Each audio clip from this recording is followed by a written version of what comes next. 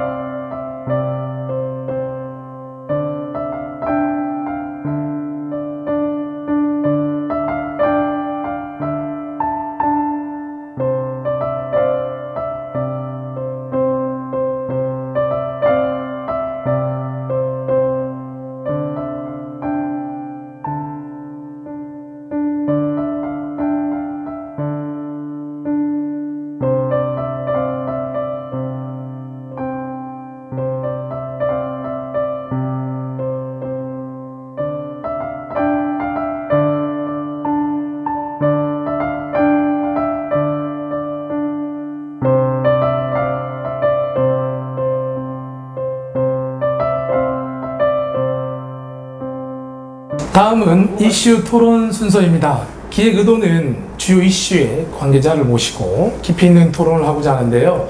이번 주의 이슈 토론자는 지난주에 가장 핫한 인물이었죠. 광양시민신문 박주식 대표님을 만나보겠습니다. 오랜 시민단체의 경험과 기자생활로 지역 현안을 누구보다 꿰뚫고 있는 분인데요. 안녕하세요, 대표님. 반갑습니다. 네, 반갑습니다.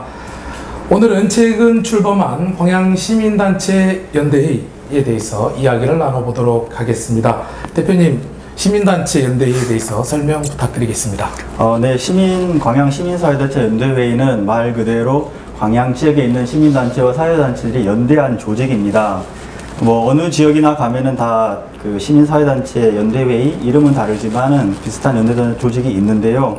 광양시민사회단체 연대회의는 지난해 연말과 금년 초까지 이어졌던 박근혜 정권 퇴진 광양시민운동본부에 참여했던 단체들이 지역 현안을 함께 해결해보자라는 의지를 모아서 만들어지게 되었습니다. 출범 과정에서는 지역 원로분들과 그동안 지역 문제 해결을 위해서 나름대로 역할을 해오셨던 분들의 제안이 있었고요.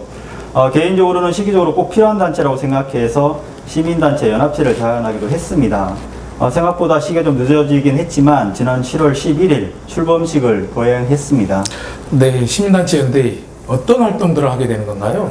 네, 여러 지역마다 시민단체들이 모여서 활동하는 연대단체들이 많습니다. 각각의 연대단체들이 지역을 위해서 봉사하듯이 광양시민사회단체 연대회의도 시민들이 공감하고 때로는 지역에 필요한 일이라고 생각하는 사업들에 대해서 적극 나설 생각입니다.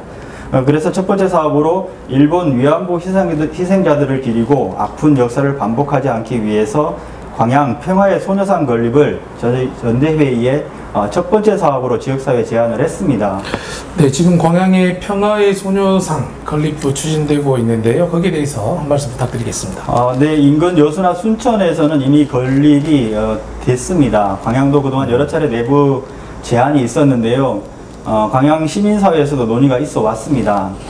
그리고 아시다시피 박근혜 정권 퇴진과 맞물리면서 우리 광양에서는 조금 늦춰진 부분이 있습니다. 하지만 시기가 중요한 것이라고 생각하지는 않고요. 다만 아픈 역사를 기억하기 위해서 꼭 필요한 사업이라고 생각해서 광양 시민사회단체 첫 번째 사업으로 제안을 하게 되었습니다. 시간이 좀 걸리더라도 지역민들과 함께 최선을 다할 생각이고요. 현재는 추진 준비위가 가동되고 있는 상황으로 오는 8월 14일 광양 평화의 소녀상 추진위원회 발족식을 정식으로 가질 예정입니다. 현재 33개 단체가 참여 의향을 밝혔고 앞으로도 더 많은 시민들과 단체들의 참여를 독려할 계획입니다.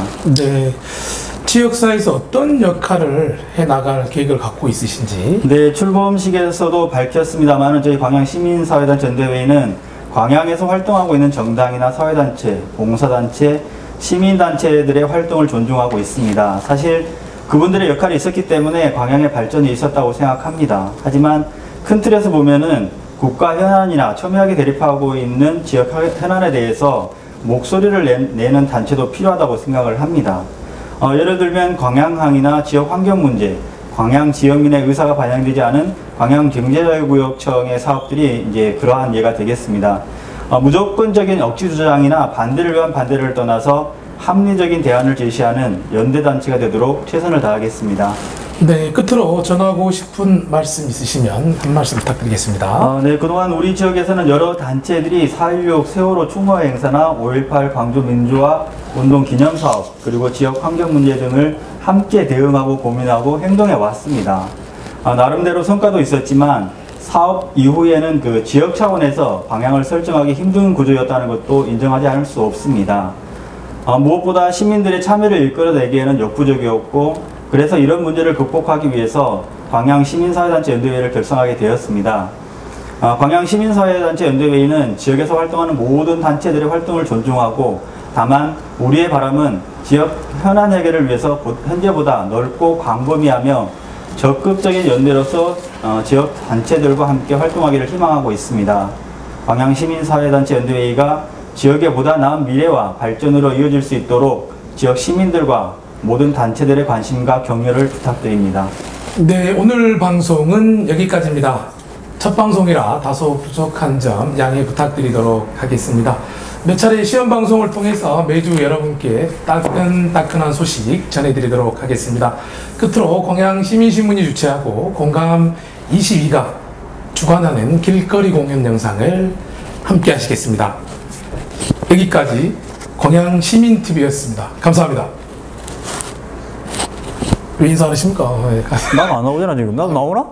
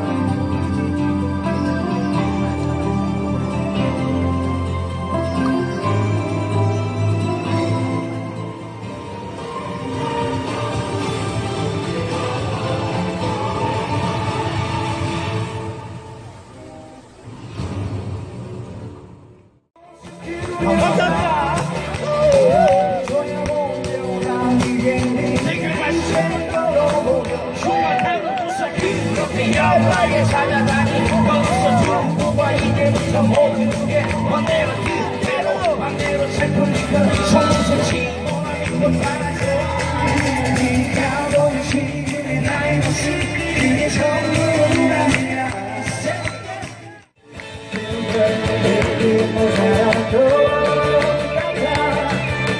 하지만 내 귀에 소리 하지마